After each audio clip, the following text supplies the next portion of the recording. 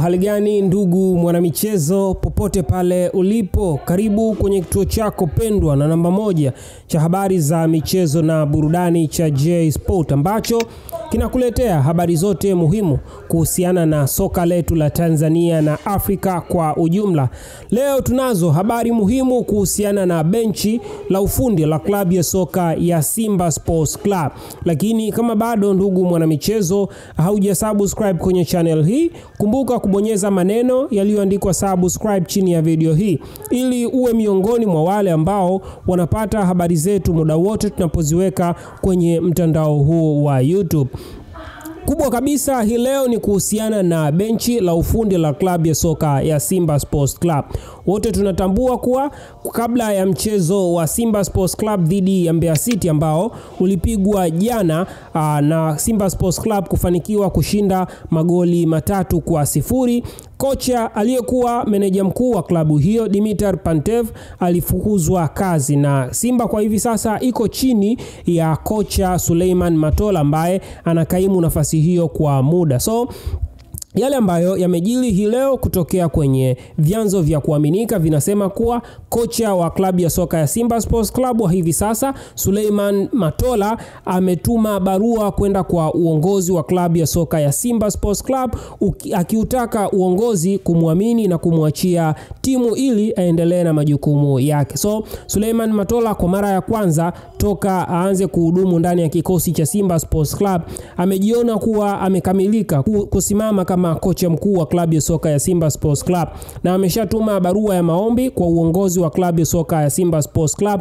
akiomba kupewa walau mechi 5 za mashindano ili aonyeshe kitu ambacho yuko nacho. Kuanzia hivi sasa, ukiachana na mchezo ambao Simba amecheza dhidi ya Mbeya City, Suleiman Matola ameomba mechi 5 nyingine ili aionyeshe na auonyeshe uongozi wa klabu ya soka ya Simba Sports Club kwa nini anastahili kupewa nafasi ya kuinoa timu hiyo, kwa sababu mara zote Suleiman Matola amekuwa akishika nafasi akikaimu ukocha mkuu baada ya kufukuzwa kocha ambaye alikuwa ameajiriwa. So hivi sasa na yeye ameomba ajira yake moja kwa moja. Lakini Suleiman Matola hajaishia hapo. Pia ameuomba uongozi kumfanya Riedo Barbieni ambaye kwa hivi sasa ni fitness coach wa klabu ya soka ya Simba kuwa kocha wake msaidizi. Yani wakati Suleiman Matola anakuwa kocha mkuu, basi Riedo Barbieni anakuwa kocha mkuu msaidizi.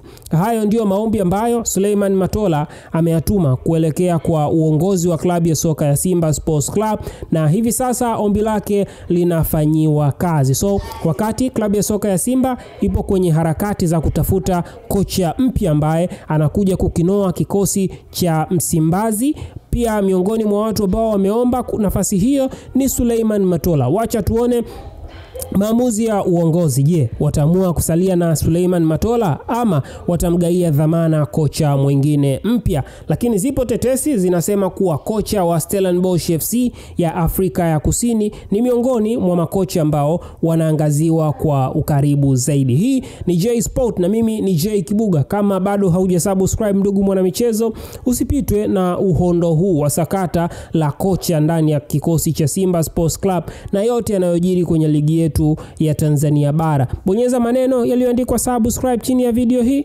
ipe like video hii, lakini usisahau kuweka comment zako. Ungekuwa wewe ni sehemu ya uongozi, je, ungempatia Suleiman Matola timu? Ni hayo tu tuliyokuandalia. Kumbuka kusubscribe, kulike na kucomment. I'm signing out. I was J Kibuga.